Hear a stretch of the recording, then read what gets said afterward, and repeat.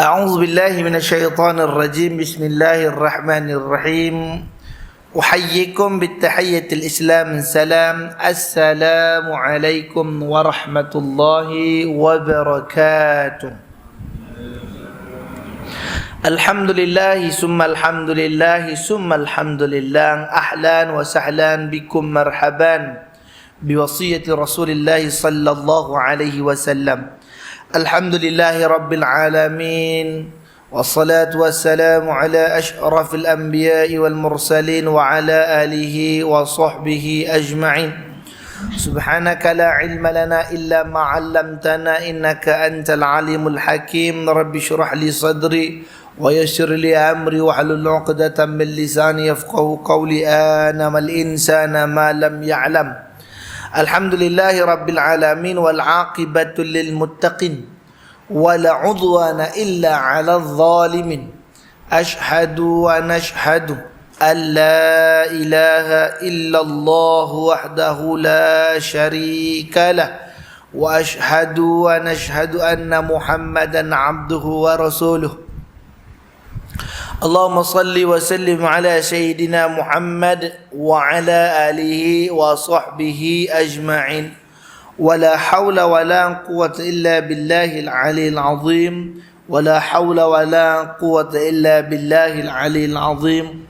Wa la hawla wa la quwwata illa billahil aliyil azim. Wa ba'du. Alhamdulillah, segala puja dan puji yang tertentu dirafa'kan bagi Allah Subhanahu wa ta'ala, Tuhan Ta'aluk sekalian alam.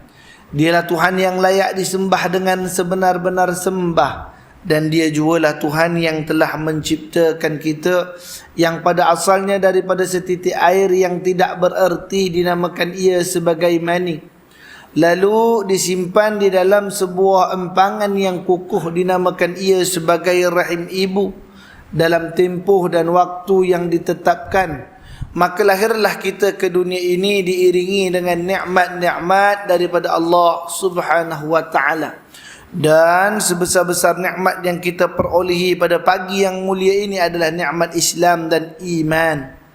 Selawat beserta salam ke atas junjungan besar kita Nabiyuna Muhammadun sallallahu alaihi wasallam, yang mana syafaat dan bantuan daripada baginda Nabi lah yang kita dambakan di akhirat kelak, ke atas ahli keluarganya, para sahabatnya dan orang-orang yang mengikuti jejak langkahnya. Alhamdulillah, syukur kita kehadrat Allah Subhanahu wa taala pada pagi yang mulia ini dipertemukan lagi kita di dalam rumah Allah taala yang mulia ini. Dinamakan dia sebagai Masjid An-Naim, Taman Seri Setio, Teluk Intan, Perak, Darul Ridwan, bagi membicarakan sebuah kitab yang baru setelah kita menghabiskan perbahasan kitab yang lama, iaitu kitab La Tahqiranna Minal Ma'rufi Syai'ah. Kitab La Tahqiranna Minal Ma'rufi Syai'an ini ialah kitab yang mempunyai kita katakan mutiara-mutiara yang sangat baik untuk diamalkan, yakni daripada hadis-hadis baginda Nabi sallallahu alaihi wasallam tentang kebaikan, yang mana kebaikan-kebaikan ini dapatlah kiranya kita memperbiasakan ataupun untuk melatih diri kita mengamalkannya. Dan satu nasihat saya, ayahanda ibunda rahmatullah taala, yang ada kitab La Tahqiranna Minal Ma'rufi Syai'an ni, simpanlah baik-baik kitab ni. Kenapa? Pusinglah satu Malaysia, Asia lah sekalipun pusing, kitab ni dah tak ada jual. Syukurlah, kitab ni dah tak ada jual, dan pengarangnya sendiri dah tak cetak kitab ni. Sebab gitu, Masya Allah. Jadi kalau yang ada tu simpanlah, barang langka kata orang lama. Masya Allah, tabarakallah ta'ala anhu, dah tak keluar dah. Jadi pada hari ini kita akan sambung perbahasan kita ataupun kuliah subuh kita ini dengan satu kitab yang agak ringan, ini nipis, iaitulah kitab yang dinamakan ia sebagai Ayyuhal Walad, iaitu wahai anakku yang tercinta, yang di dalamnya mengandungi 25 nasihat Al-Imam Al-Ghazali rahimahullah ta'ala terhadap anak muridnya. Imam Ghazali ni dia banyak anak murid. Jadi di antara murid-murid dia ni ada yang dah habis mengaji, tinggal nun jauh daripada Imam Ghazali, lalu mereka ini rindukan dan mengharapkan daripada nasihat sang guru. Lalu mereka titipkan surat kepada guru mereka iaitu Imam Ghazali minta diberikan nasihat. Maka Imam Ghazali rahimahullah ta'ala membalas kembali surat tadi berupa nasihat yang agak panjang.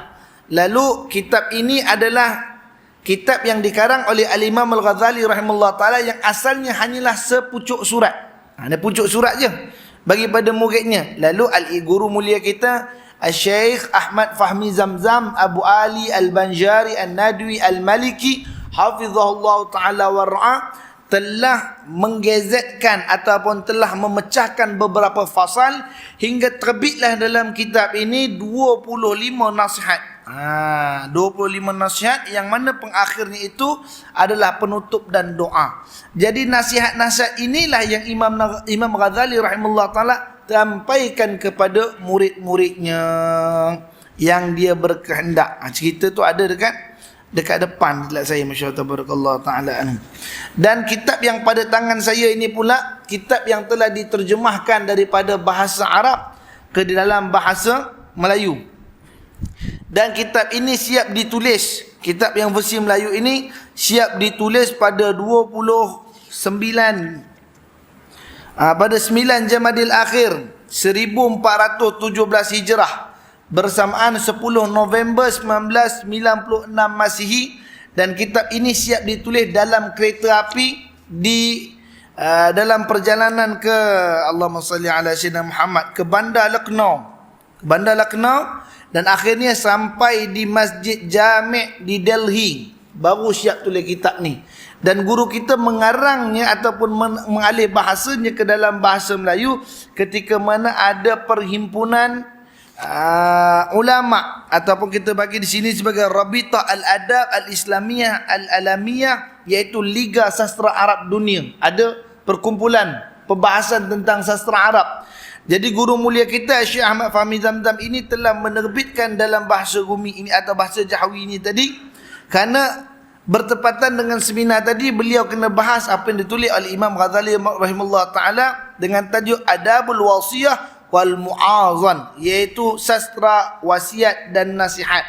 Jadi inilah yang ada di depan kita pada hari ini yang diterbitkan melalui penulisan beliau ketika dalam perjalanan dan dalam kereta api ketika itu daripada Hazrat Nizamuddin kepada Hyderabad di Bandar Lucknow, siap ditulis pada tahun 1996. Maka hari ini pagi mulia ni kita ambil manfaat daripada mutiara yang telah diterjemahkan ini saja, dan kita mulakan perbahasan kita ini dengan Muqaddimatun Nasihat. Saya tak memanjangkan dalam perbahasan muqaddimah ini, cuma nak menyampaikan apa yang disebutkan oleh Al-Imam Al-Ghazali rahimahullah ta'ala dalam nasihatnya. A'udzu billahi minasyaitonir rajim. Bismillahirrahmanirrahim. Muqaddimah nasihat. Kenapa dinamakan dia muqaddimah? Ni kita pagi-pagi tak payah berat-berat sangat. Kita baca aja cerita dia. Jadi muqaddimah ni kata asalnya qadim. Manal qadim? Ke depan, insya-Allah. Yang berada di depan. Carilah mana-mana buku ada tak muqaddimah duduk di belakang, insya-Allah. Muqaddimah tak duduk di belakang, khatimah duduk belakang, tapi muqaddimah duduk di depan. Kenapa? Namanya sendiri muqaddimah, yang keterhadapan, iaitu pengenalannya tadi, masya-Allah. Daripada nasihat ini kata Al-Imam Ghazali rahimahullah taala, bismillahirrahmanirrahim. Dia mulakan suratnya ataupun nasihatnya ini tadi dengan mengucapkan basmalah, iaitu dengan nama Allah yang Maha Pengasih lagi Maha Penyayang. Kerana bertepatan dengan hadis Nabi sallallahu alaihi wasallam. Nabi mengatakan, kullu dhibalin la yubda'u bi bismillahirrahmanirrahim fahuwa aqta. Wa fi riwayatin fahuwa abtar, wa fi riwayatin fahuwa ajzab. Nabi kata barang satu pun perkara yang baik, kullu dhibalin, tiap barang yang baik, la yubda'u, tidak dimulakan, bi bismillahirrahmanirrahim, dimulakan dengan bismillah. Segala jenis benda baik yang kita buat, kalau tak mulakan dengan bismillahirrahmanirrahim, fahuwa aqta, kata Nabi, maka dia terpotong, kata Nabi. Terpotong apa? Dari rahmat Allah. Yang kedua, fahuwa ajzab, maka dia tertinggal dari mendapat rahmat Allah Subhanahu wa taala. Jadi Pagi hari ni apa saja benda baik yang kita nak lakukan, mulakan dengan Bismillahirrahmanirrahim. Nak minum, nak duduk, nak makan, hatta bangkit daripada tidur benda yang baik, kita ucapkan Bismillahirrahmanirrahim. Maka sambung Imam Ghazali, Alhamdulillahi Rabbil Alamin, wassalatu wassalam ala Sayyidina Muhammadin wa ala alihi wa sahbihi ajma'in. Dia puji Allah Ta'ala, dia selawat berserta salam ke atas Sayyidina Muhammadun sallallahu alaihi wasallam dan ke atas ahli keluarganya dan para sahabatnya ajma'in. Apa kata Imam Ghazali? Wahai anakku yang tercinta dan kekasih yang mulia, semoga Allah Ta'ala memanjangkan umurmu di dalam berbuat taat kepadanya, dan semoga Allah Ta'ala memudahkan bagimu untuk mengikuti jalan para kekasih. Dia mulakan kalimatnya dengan kalimat wahai anakku dengan pujukan. Inilah kalimat yang diucapkan oleh para nabi kepada anak-anak mereka. Ketika para nabi jumpa dengan anak-anaknya, para nabi akan mengatakan, ya bunayya, wahai anak kesayanganku. Katakan, ayuhal walad, wahai anakku. Tapi kalau anak kandung ni biasanya akan sebut ya bunayya, wahai anak kesayanganku, dipanggil dengan gelaran bunayya. Dan anak tadi pula memuliakan kalimat yang disebut oleh bapa dengan bunayya tadi, dibalas ya abati, wahai bapa kesayanganku. Tu. Biasa kita ada panggil ayah, ada panggil abah, ada panggil papa, ada panggil baba, ada panggil abi, ada panggil abuya. Dalam gelaran-gelaran tadi yang paling tinggi apa dia? Abati. Abati ni ialah ranking bapa yang paling tinggi. Wahai bapa kesayanganku. Jadi inilah para nabi memanggil bapa mereka dengan gelaran abati. Ya abati, wahai bapa kesayanganku. Begitu juga para nabi memanggil anak mereka bukan dengan ya ibni, tapi ya bunayya, wahai anak kesayanganku. Jadi Imam Ghazali memulakan ucapannya dengan menyeru, wahai anakku yang tercinta dan kekasih yang mulia. Maknanya anak ni atau murid ni, pendidikan tarbiyah tu sebab katanya macam mana dalam kitab Muhibah, insya-Allah. Kitab ni antara kitab terlama yang diajar oleh guru saya pada saya, masya-Allah. Kitab Muhibah cerita, hormatilah para gurumu melebihi ibu bapakmu. Sampai begitu sebut. Hormatilah para gurumu melebihi bapakmu. Kerana sesungguhnya para guru itu membesarkan rohanimu, sedangkan bapakmu adalah orang yang membesarkan jasmanimu. Yang besarkan rohani ini guru.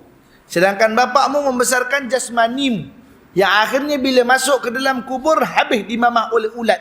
Yang tinggal ialah amal dan juga kebajikan yang dititipkan oleh gurumu. Dan apa? Jangan baca sampai situ je, kena baca sampai habis kitab tu. Apa kitab tu kata? Dan sebaik-baik guru bagi dirimu ialah bapakmu. Tu dia. Guru yang terbaik dalam dunia ini ialah bapak. Sebab begitu sekali. Andai kata ada bapak yang tidak membekalkan kamu dengan ilmu, tu sebab kita lihat mana-mana silsilah para ulama yang agung, mana-mana ulama yang masyhur, bermula rentetan perjalanan mengajinya ialah dengan bapaknya. Kalau dia tak ada bapak, dia mengaji dengan pakcik. Kalau dia tak ada bapak dan pakcik, dia mengaji dengan datuk dia. Ini cerita dia. Antara yang tak ada bapak siapa? Imam Syafi'i. Imam Syafi'i ni tak ada bapak, tapi dia mengaji dengan pak saudara dia. Kemudian dia didik oleh mak dia.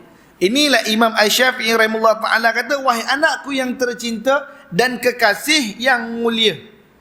Kenapa kekasih yang mulia? Kerana orang inilah yang kita perlu kasih, kerana orang inilah kita perlu sayang dengan cara sebagai bahan bekal kita untuk akhirat. Kita mati nanti, kata Nabi SAW, idza mata ibnu Adam inqataha. Sesungguhnya apabila mati seorang anak Adam itu tadi, maka terputuslah baginya sekalian perkara. Illa thalas, kecuali 3 benda. Yang pertama apa dia? Yang pertama iaitulah sadaqatul jariyah. Sedekahnya tu yang tolong dia. Itu yang tinggal mengikut dia. Yang kedua, al-ilmu. Ilmu yang memberi manfaat kepada manusia. Bila dia belajar, dia mengajar, orang ambil manfaat. dan ilmu itu terus diamalkan hatta seorang itu telah mati, berjalan pahala lagi pada dia. Yang ketiga apa dia? Waladun salihan yad'u lahu, iaitu anak saleh. Cukup anak saleh? Tak cukup. Anak saleh saja tak cukup. Apa kata Nabi? Waladun saleh yad'u lahu, yang mendoakan dia. Ada je anak yang soleh, warak, kuat ibadah dan sebagainya, tapi lupa mendoakan mak bapak. Yang dikehendaki sini sebagai kekasih, kata Imam Ghazali, wahai kekasih yang mulia adalah mereka yang sentiasa mengenang kedua mak bapak ni. Yang ketika mana mereka buat amal soleh, tak pernah lupa mak bapak dia. Dia bersedekah, ya Allah ini sedekah bagi diriku, ya Allah ini sedekah bagi bapak aku pula. InsyaAllah, masuk dua sedekah, insyaAllah. Wakalah, dipanggil mewakilkan dirinya untuk mak bapak dia. Ini berlaku pada para sahabat. Siapa dia? Antaranya Sa'ad. Ketika mana Sayyidina Sa'ad menghadap baginda Nabi SAW, lalu dikatakan kepada Rasulullah, waktu itu ibunya baru meninggal dunia. Ditanya kepada Rasulullah, ya Rasulullah, sesungguhnya emak saya ni adalah orang yang pemurah, orang yang rajin bersedekah. Bolehkah saya ini sebagai anak bersedekah bagi pihak mak saya? Mak dah mati dah ni. Boleh tak saya ni mewakili mak saya untuk meneruskan sedekahnya? Kata Nabi, mengapa tidak? Sedekahlah bagi pihak ibumu. Maka ketika itu Sayyidina Sa'ad langsung membeli sebuah telaga. Dia beli telaga sebiji. Lalu disuruhkan kepada orang mukmin dan mukminat yang ada di kawasan itu, wahai sekalian orang-orang mukmin mukminat, sesungguhnya telaga ini ialah infak daripada Ummu Sa'ad, daripada emaknya Sa'ad. Manfaatkanlah. Sampailah ni telaga Ummu Sa'ad. Kita kata Masya Allah, kalau adanya dia tadi bermanfaat, hari ni dapat lagi. Jangan sekali-kali ngusik harta wakaf orang. Sebab gitu, Masya Allah. Harta wakaf orang, wakafkan ini, wakaf. Jangan usik. Masya Allah. Kata guru kita, seperti orang yang mengambil barang wakaf ni, seumpama orang yang tengah makan, dia lepuk kepalanya. Masya Allah. Tengah sedap, kawan tu mendapat pahala, kita pergi merosak harta wakaf dia. Ketika itu, seperti kita ni memukul kepala dia, suruh berhenti makan. InsyaAllah ta'ala. Ini Imam Ghazali rahimahullah ta'ala mulakan ucapannya, wahai anakku yang tercinta dan kekasih yang mulia. Itu sebab sayang anak ni bukan sayang dengan kebendaan, tapi sayang kerana untuk manfaat kita akhirat kelak. Dia ni jadi bahan untuk kita peroleh pahala. Jangan kita mati, anak kita bekal lagi dosa buat kita pula. Kenapa? Kerana mak bapak tak didik dia. Kerana mak bapak meninggalkan dia dalam keadaan jahil. Mak bapak meninggalkan dia dalam keadaan tak tahu apa. InsyaAllah. Kadang anak tu dah umur dekat 40 tahun dah. Mak dengan ayah tak pernah tanya pun, engkau ni dah pernah mandi wajib belum? Ketika kecil tak tanya, malu biarlah, dia dah besar, tahulah dia. Walhal itu tanggungjawab siapa? Mak bapak. Imam Ghazali, Imam Syafi'i rahimahullah ta'ala, anaknya ketika sampai umur balik, Imam Ghazali tiap malam masuk bilik anak dia. Nak pastikan anaknya itu akal balik. Sampai begitu sekali. Apabila telah terbit, kita panggil tadafa'ul lil mani, bagi anaknya keluar dah balik anaknya tadi. Imam Syafi'i pagi itu langsung mengajar anak dia mandi, kemudian bawa pergi ke halayak ramai. Wahai sekalian orang Islam yang ada di kota ini, sesungguhnya pada hari ini anak aku telah balik. Sampai kepada orang. InsyaAllah. Ini bukan nak jatuh aib tak. Beritahu, hari ini anak aku telah dewasa, anak aku telah balik. Andai kata ada larangan Allah yang dia kerjakan, maka layaklah bagi kalian untuk menghukum dia. Sampai macam sekali Imam Syafi'i rahimahullah ta'ala anhu. Jadi itu sebab Imam Ghazali berpesan dengan demikian rupa. Dan Imam Ghazali titipkan doa, semoga Allah Ta'ala memanjangkan umurmu di dalam berbuat taat kepadanya. Ini yang paling penting. Semakin panjang suatu umur seseorang itu tidak dikira bermanfaat kalau bertambahnya umur tetapi tidak bertambahnya amal. Ini kata para guru kita ni. Umur bertambah tapi makin loleh. Makin tambah umur makin kuat pula jahatnya. Dulu tak berani nak pergi dandut, tapi udah tua-tua sikit rajin dah pergi dandut. Ada sebut gitu. Masya Allah. Tak ada manfaat. Umur seseorang itu bukan dikira melalui angka. Ada orang umur 80, ada orang umur 90, ada orang umur 70, ada orang umur 60. Tetapi dikira umur itu, kata para ulama, seberapa lama ia rapat dengan Allah Ta'ala. Itu yang paling penting. Ada umur 80 tahun tapi tak dekat pun dengan Allah Ta'ala. Itu bayi belaka tu. Tapi ada orang yang umurnya itu mungkin dalam 40 tahun tapi ketaatannya pada Allah 20 tahun. Itu Kira yang itu, kata para ulama. Jadi itu sebab Imam Ghazali mengharapkan semoga Allah Ta'ala memanjangkan umurmu di dalam buat taat kepadanya. Maknanya kita berharaplah bertambahnya umur kita, bertambahnya amal kita. Sia-sia kalau kita hidup satu hari tidak bertambah suatu amal dalam hidup kita. Ini Imam Ghazali pesan. Dan semoga Allah Ta'ala memudahkan bagimu untuk mengikuti jalan para kekasihnya, iaitu para anbiya wal mursalin. Semoga kita berharap, ya Allah, kita doakan, ihdinas siratal mustaqim, tunjukkan kami jalan yang lurus. Kalau para ulama berdoa pula, ihdinas siratal mustaqim, jalan mana? Siratal ladzina an'amta alaihim minan nabiyyi wasiddiqi wasyuhada wassalihin. Ini jalan yang kita hendak. Tunjukkan kami jalan yang lurus, jalan yang telah kepada orang yang telah engkau beri petunjuk. Ini para nabi, as-siddiq, orang yang benar, wassalihin, orang saleh. Tunjukkan kami, ya Allah, dengan keberkatan daripada umur dan kehidupan kami ini, ya Allah, mudahkanlah kami, ya Allah, untuk mendekatkan jalan para kekasih-Mu, ya Allah. Baik. Seterusnya barulah dia masuk cerita surat dia. Ketahuilah olehmu bahawasanya apa jua cabang nasihat itu adalah berasal daripada sumber kenabian. Maksudnya hadis Rasulullah SAW. Apa je nasihat yang baik-baik ataupun ucapan yang baik-baik, mengajak buat baik, ketahuilah semua tu sumbernya daripada Nabi SAW, iaitu hadis Nabi. Kita suruh orang bersabar, asalnya siapa suruh sabar? Nabi suruh bersabar. Kita suruh orang kata, la taghdab, jangan marah, siapa suruh? Nabi suruh. Kita suruh orang buat kebaikan, asalnya siapa suruh? Nabi yang suruh. Masya Allah. Itu sebab kata Imam Ghazali, ketahuilah kalau kamu minta nasihat pada aku, semua nasihat itu asalnya daripada hadis Nabi. Apa kata Imam Ghazali lagi? Oleh kerana itu, apabila telah sampai kepadamu suatu nasihat yang berpunca dari sumber ini, maka apa perlu laginya engkau kepada nasihat saya? Kata dia, kalau awak dah dengar hadis Nabi, awak faham hadis Nabi, apalah faedahnya lagi saya? Contoh macam saya di sinilah pada pagi ni. Itu kata peribahasa Arab apa? Idza wajadal ma'a zabbatal tayammum. Apabila beradanya air di satu tempat, maka batallah tayamum. Saya hari ni tayamum je dekat sini. Kalau ada ulama datang, itu lebih aula. Tayamum ni buat gantinya istibahati solah je, untuk dapat meneruskan sembahyang je. Kalau nak kata lebih-lebih, tak adalah, insya-Allah. Ini ulama yang lebih arif dalam bidang ni, dan saya ni disebutkan sebagai tayamum saja depan ayah dia Ibn Rahmatullah Ta'ala. Soalan begitu Imam Syafi'i, Imam Ghazali cakap, kalau engkau nak minta nasihat aku pada engkau dah mengaji hadis dah. Kan dulu kita ngaji Latah Kirana ni, insya-Allah, ni kitab nasihat belaka. Kalau dah sampai pada kamu, itulah nasihat yang paling baik. Kamu baca hadis, itulah nasihat yang paling baik, kata masya-Allah. Apa lagi guna nasihat saya ni? Saya bagi nasihat pun serupa je dengan apa yang Nabi SAW sebut. Yang penting bagaimana cara kamu beramal dengan hadis-hadis Nabi SAW. Ini kata Imam Asy-Syafi'i, Imam Al-Ghazali rahimahullah ta'ala. Yang penting kamu ambil intipati daripada hadis Nabi tadi, kamu ambil dan sadurkan dalam kehidupan kamu agar dapat dipraktikkan dalam hidup kamu. Ini Imam Syafi'i, Imam Ghazali sebut. Baik. Lagi apa kata dia? Maka apa perlunya lagi engkau kepada nasihat saya? Dan apabila masih belum sampai kepadamu suatu nasihat daripada sumber ini. Ini beritahu ni. Kalaulah selama hidup ni tak pernah dengar hadis. Kata dia cerita.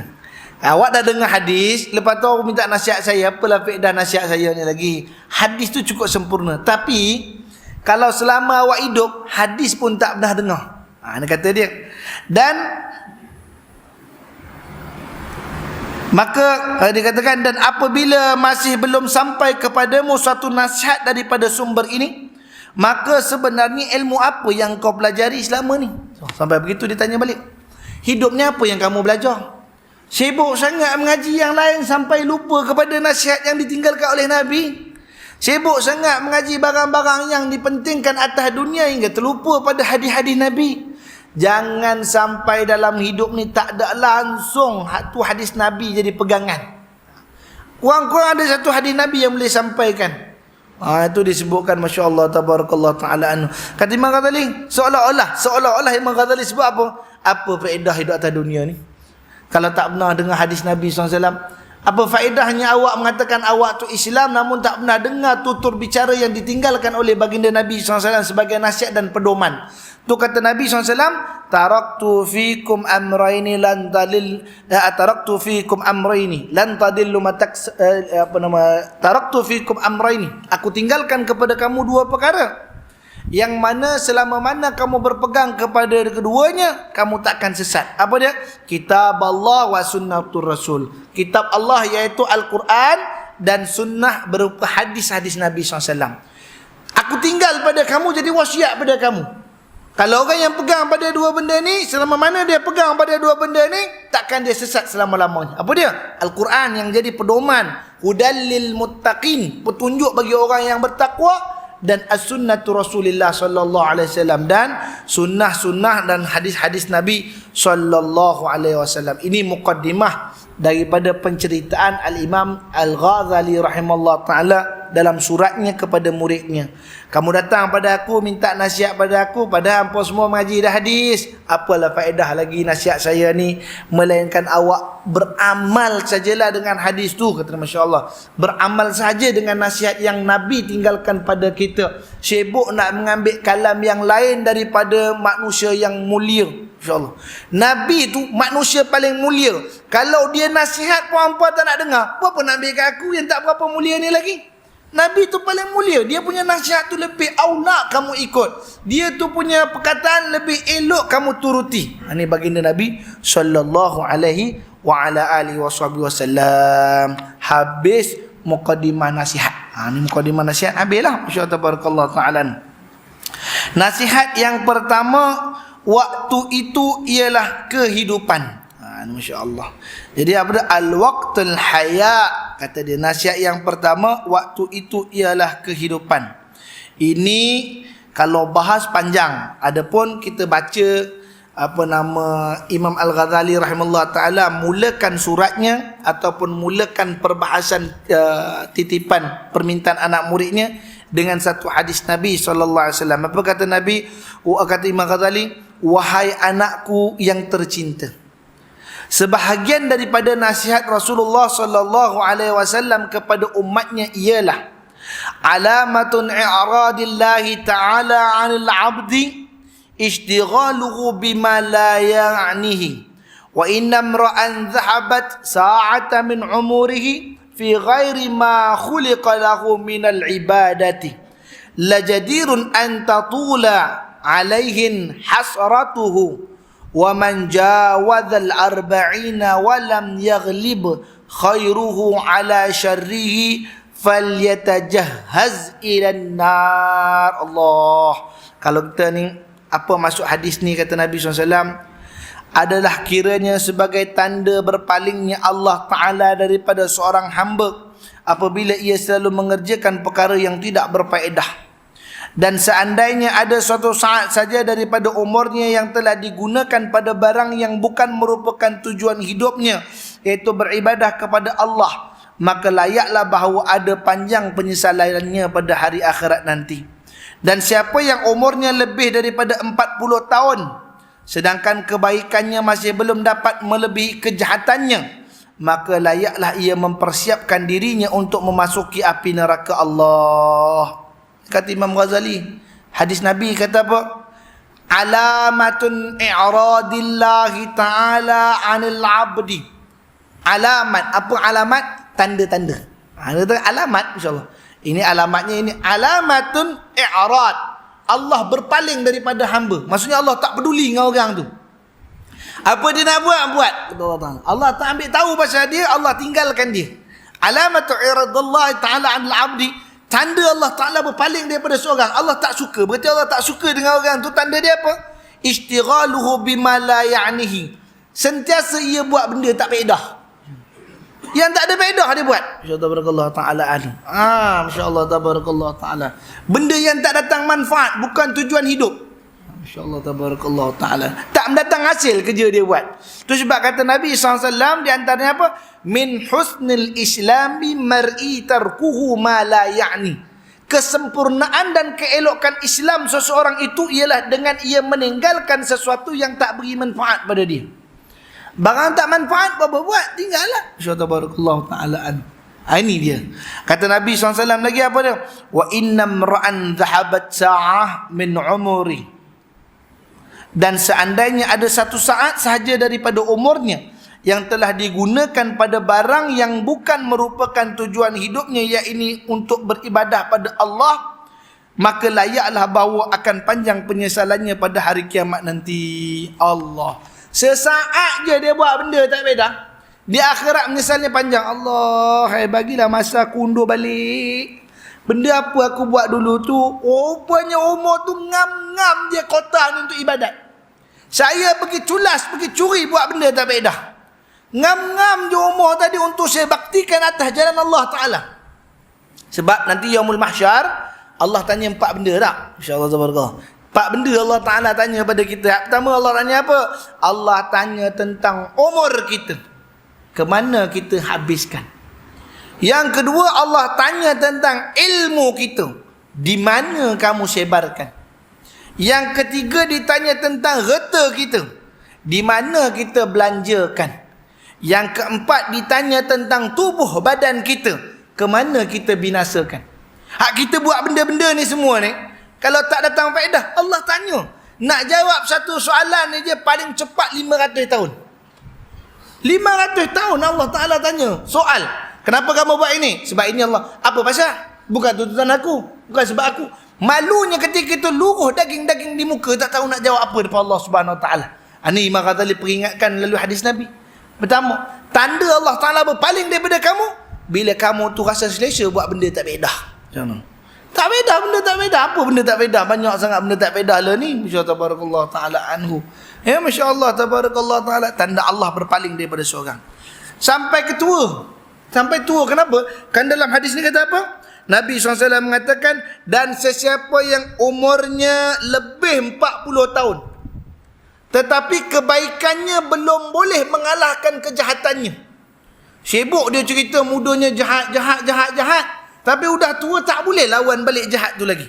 Maknanya kebaikannya belum boleh lawan kebaikannya, belum mampu menandingi kejahatannya ketika dulunya. Kata Nabi SAW. Maka hadis ni diseram sikit. Hadis ni apa kata Nabi SAW? Walam yaghlibun khairuhu, dan kebaikannya tadi itu tidak dapat dikalahkan ala syarrihi, ke atas kejahatannya. Falyatajahhaz ni, maka apa? Maka siap sedialah. Buatlah apa cara sekalipun. Nak pakai baju perisai ke, get ready, kata Allah Ta'ala, kata bahasanya, get ready lah kamu apa? Ilan nar, untuk dicampakkan dalam neraka. Bukan dia ni tak buat baik. Buat baik. Ceritanya dia buat baik. Namun kebaikannya itu belum mampu mengalahkan kejahatannya. Itu sebab Nabi kata, sulamilah kejahatanmu dengan melaksanakan kebaikan.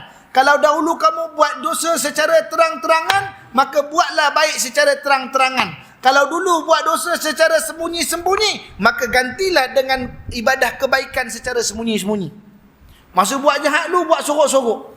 Maka kita berubah, sekarang buat baik pun sorok-sorok.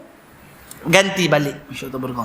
Ni dalam kitab La Takiranna Minal Ma'rufi Syai'an, ada sebut hadis tersebut yang Allah Subhanahu Wa Ta'ala sampaikan kepada baginda Nabi SAW, gantikan, lapiskan kejahatan-kejahatan dahulu dengan kebaikan-kebaikan. Supaya apa? Supaya timbunan kebaikan itu dapat menutupi kejahatan. Bagaimana? Sampai orang melihat kepada dia orang siqah. Siqah tu apa? Orang nampak ni orang baik ni, sampai terlupa kejahatan dia. Itu tanda orang baik lah. Ni kata Nabi SAW. Sebenarnya sekadar ini, kata Imam Ghazali apa dia? Sebenarnya sekadar ini sudah cukup untuk menjadi nasihat kepada orang yang berilmu. Kalau orang boleh berfikir, hadis ni dah cukup, dah jadi pedoman untuk hidup dia. Untuk dia takut. Kalaulah Allah Ta'ala berpaling daripada aku walaupun sedetik. Jangan kita tinggalkan Allah Ta'ala. Allah tinggalkan kita sedetik, tak terdaya kita. Janganlah engkau tinggalkan kami walau lahzah, walau sekerdip mata, ya Allah. Sampai macam tu sekali. Kerana kami tak mampu nak urus diri kami sendiri melainkan atas bantuan kau, ya Allah. Ini Al-Imam Ghazali pesan pada muridnya, dan termasuk pada kita yang hadir pada malam ini dan pada pagi ini, termasuk saya yang membaca hadis ni.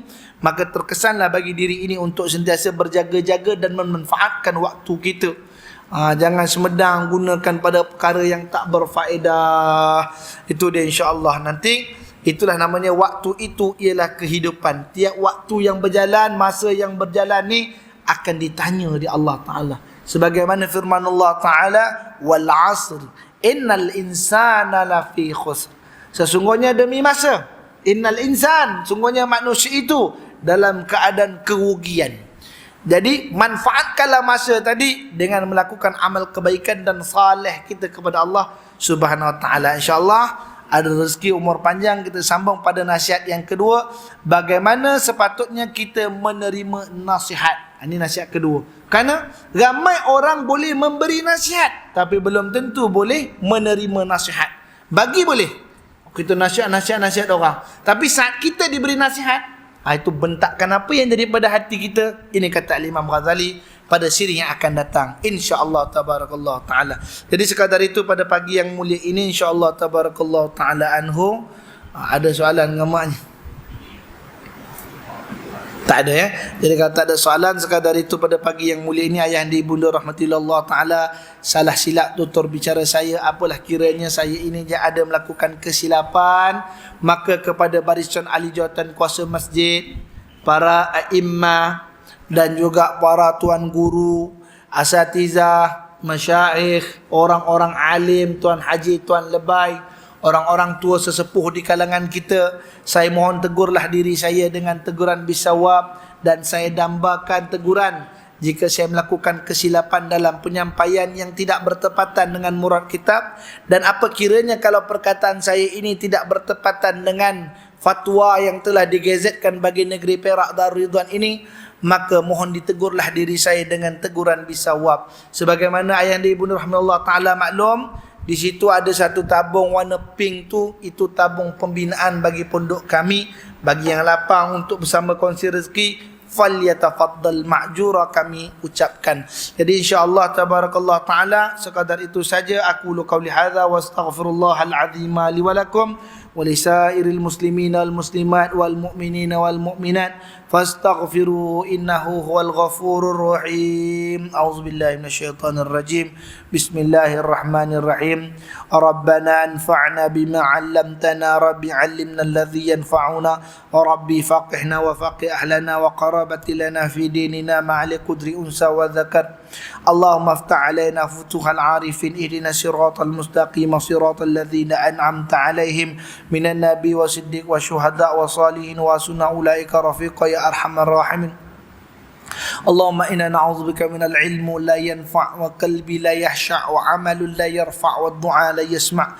Rabbana taqabbal minna du'ana innaka antas samiul 'alim wa tub 'alaina ya maulana innaka antat tawwabur rahim. Da'wahum fiha subhanakallahumma wa tahiyyatuhum fiha salam. Akhir da alhamdulillah rabbil alamin. Taqabbalallahu minkum.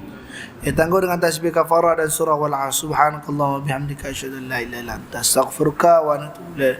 Wal 'asri innal insana lafi khusr illa alladhina amanu wa amilus salihati wa tawassaw bil haqqi wa tawassaw. Wassalamu alaikum warahmatullahi wabarakatuh.